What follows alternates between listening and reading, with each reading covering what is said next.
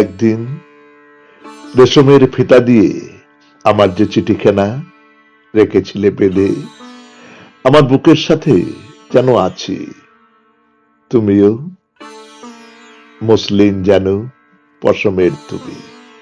আমার সে চিঠিগুলো গুলি খাওয়া পায়রার পালকের মতো যেন কাঁদে তোমার বেগুনি নীল জানালায়।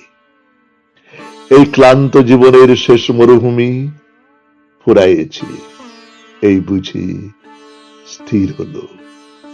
তুমি ছিলে রূপ, শান্তি, ক্ষমা, প্রেম, সব।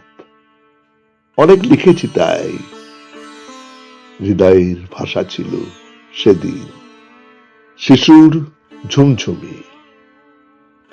তুমিও তো শিশু ছিলে, আমার চিঠির সেই শালিক, সে আমার কলরব।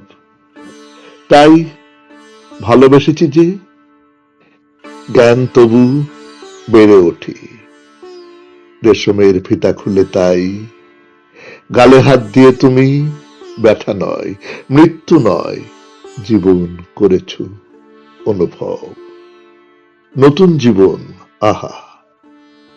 পুরনো চিঠির ফাইল তাই পুড়ে হয়ে গেছি চাই।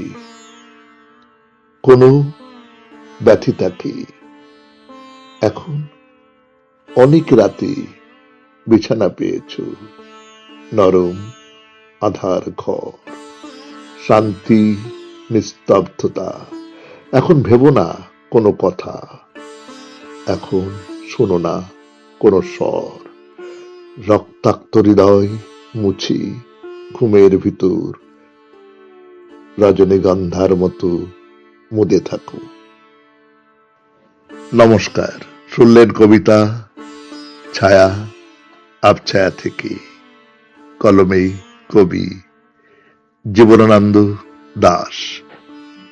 কবিতাটি পাঠ করলাম আমি, সুরজিৎ দাস। সেতারে ধ্রুব বাগচি।